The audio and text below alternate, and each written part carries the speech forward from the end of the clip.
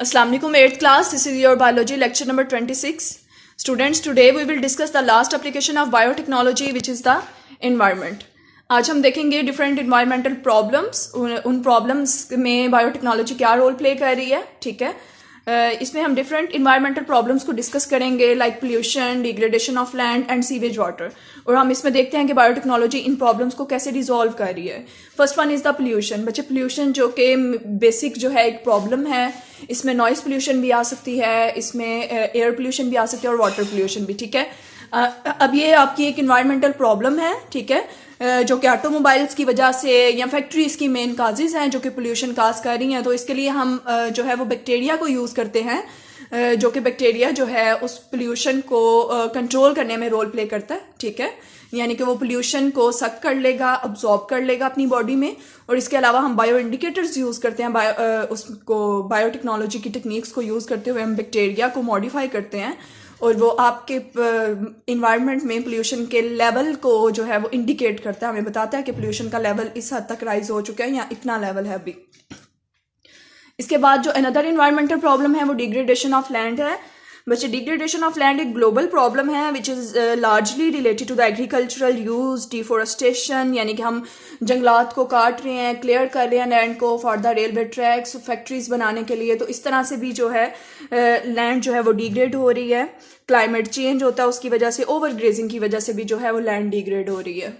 Another problem is the sewage water. Sewage water is actually the waste water from people living in a community. ये जो हम घरों में पानी को यूज़ करते हैं और जो बाद में हम कह सकते हैं कि वाटर जो है, यूज़ किया हुआ वाटर जो बाहर जाता है वो सीवेज वाटर होता है, वेस्ट वाटर होता है, जिसको बाद में वाटर ट्रीटमेंट के थ्रू जो है उसको उसमें जितने भी कंटेमिनेंट्स, हार्मफुल बैक्टीरिया या माइक्रो ऑर्गेनिजम्स होते हैं उनको किल किया जाता है. तो ये एक सीवेज वाटर ट्रीटमेंट होता है. तो ये डिफरेंट इन्वायरमेंटल प्रॉब्लम्स हैं जिनको बायोटेक्नोलॉजी के थ्रू रिजॉल्व किया जाता है. Next one is the micro organisms. For example, the genetically modified bacteria are use to treat the sewage and refuse. Micro organism जो छोटे छोटे ऑर्गेनिजम्स होते हैं, जैसे कि जेनेटिकली मॉडिफाइड बैक्टीरिया जिसको हम जीएम बैक्टीरिया भी कहते हैं, जिसका आपने जेनेटिक मेकअप जो है वो मॉडिफाई यानी कि चेंज किया हुआ है, उसको आप यूज़ करते हो सीवेज को ट्रीट करने के लिए. ठीक है, जो वेस्ट वाटर होता है उसको ट्रीट करने के लिए. और रिफ्यूज़ यानी गार्बेज वगैरह को कैसे उसको प्रॉपरली हैंडल करना है, या क्लिनिकल जो रिफ्यूज़ होता है उसको आपने किस तरह से हैंडल करना है. तो इस तरह से माइक्रो ऑर्गेनिजम्स जो हैं वो हमें हेल्प करते हैं सीवेज को ट्रीट करने के लिए और रिफ्यूज़ यानी कि गार्बेज वगैरह को ट्रीट करने के लिए. Next point is the they may also be use to clear the spilled oil. ये स्पिल्ड ऑयल को क्लियर करने के लिए भी हम माइक्रो ऑर्गेनिजम्स यानी कि बैक्टीरिया वगैरह को यूज़ करते हैं. Bacteria actually in this process break down the oil into the harmless substances.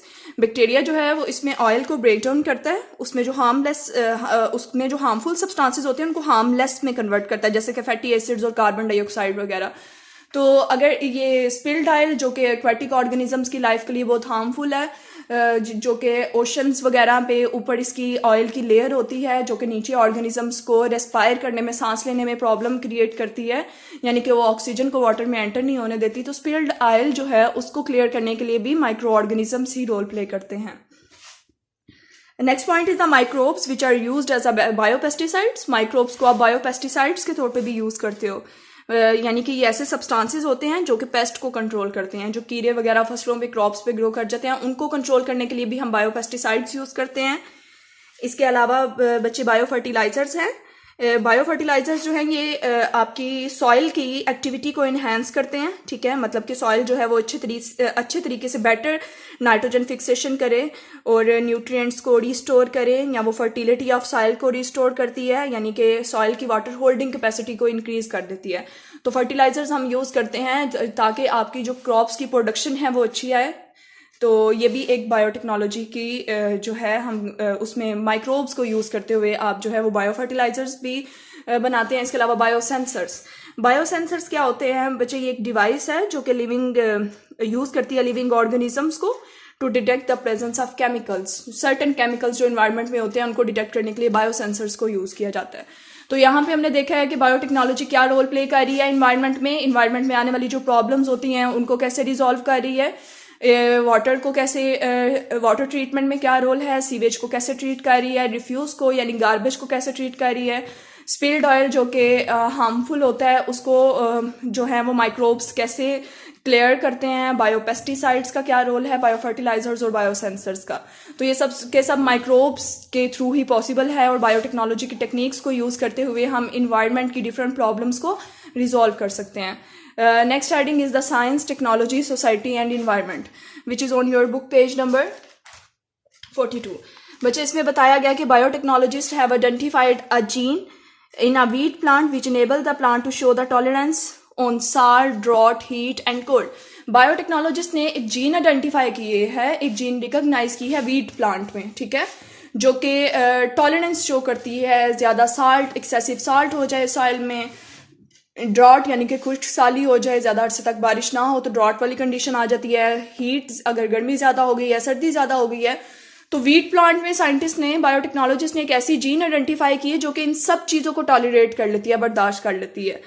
तो नेक्स्ट क्या हुआ जी, in a research project when this gene was inserted into tomato and tobacco cells. Research project में जब इसी gene को जो कि टॉलरेट कर लेती है इन सब एक्सट्रीम कंडीशंस को, ऐसी जीन को इंसर्ट करवाया गया टोमेटो और टोबैको के सेल्स में। जब इसको इंसर्ट करवाया गया तो they withstood the said adverse conditions for better than ordinary cells. तो ये एक आम सेल से ज़्यादा इन्होंने जो है वो टॉलरेंस वाला बिहेवियर शो किया इन एडवर्स कंडीशंस के खिलाफ, ठीक है।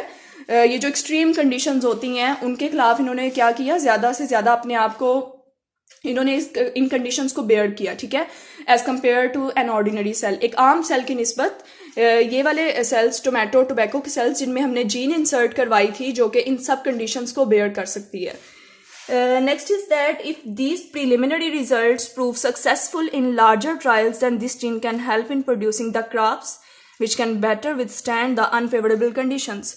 तो इस तरह हमने क्रॉप्स में यही जीन्स अगर हम इंसर्ट करवाएंगे तो वो बेटर विदस्टैंड करेंगी अनफेवरेबल कंडीशन। अगर कोई इस तरह की अनफेवरेबल कंडीशन आ जाती है तो उससे वो विदस्टैंड करेंगी, ठीक है, उनकी फर्टिलिटी पे या उनकी प्रोडक्शन पे कोई इफेक्ट नहीं होगा, वो टॉलरेट करेंगी इन कंडीशंस को। Gene therapy, genetic testing and cloning are the as you know are the examples of the biotechnological methods which are used for treating the various diseases. तो ये हमने प्रीवियस लेक्चर में भी डिस्कस किए थे कि ये सब के सब मेथड्स आप यूज़ करते हो डिजीज़ को ट्रीट करने के लिए। जीन थेरेपी में हम डिफेक्टेड जीन जो होती है उसको चेंज कर देते हैं by the normal gene. Genetic testing एक मेडिकल टेस्ट के तौर पे आप करवाते हो या किसी भी चाइल्ड की पैटर्निटी चेक करने के लिए करते हो। और क्लोनिंग में आप बिल्कुल पेरेंट जैसा एक रेप्लिका, एक कॉपी प्रोड्यूस कर देते हो, ठीक है, और अपनी मर्जी की डिजायर्ड प्रोडक्ट बनाने के लिए अपनी मर्जी की एक जीन फेवरेबल इंड्यूस करवाते हो और अपने फेवरेबल जो हम कह सकते हैं कि प्रोडक्ट्स हैं वो बनवाने के लिए हम ये वाली सारी टेक्निक्स यूज़ करते हैं। तो ये सारा ओवरव्यू है कि आप जो है लास्ट एप्लीकेशन थी बायोटेक्नोलॉजी की इन्वायरमेंट, उसमें क्या रोल प्ले कर रही है बायोटेक्नोलॉजी। तो उसमें हमें बताया गया कि डिफरेंट इन्वायरमेंटल प्रॉब्लम्स को सॉल्व करती है और इसके अलावा बायोटेक्नोलॉजिस्ट जो है वो यूजफुल जीन को आइडेंटिफाई करते हैं जो कि सारी हार्मफुल कंडीशंस के साथ विथस्टैंड करती है, यानी कि उन कंडीशंस को टॉलरेट करती है। तो अगर हम वो वाली जीन हमने ट्रायल के तौर पे, एक टेस्ट के तौर पे हमने इन सेल्स में इंड्यूस करवाई वो जीन, तो हमें बिल्कुल सही रिजल्ट मिला, यानी कि वो इन कंडीशंस को टॉलरेट कर रही हैं। तो अगर हम यही जीन्स क्रॉप्स में इंसर्ट करवा देंगे तो हमारे पास प्रोडक्शन भी अच्छी आएगी और वो हार्मफुल कंडीशंस में विथस्टैंड भी कर सकती हैं। Okay students, now note your diary.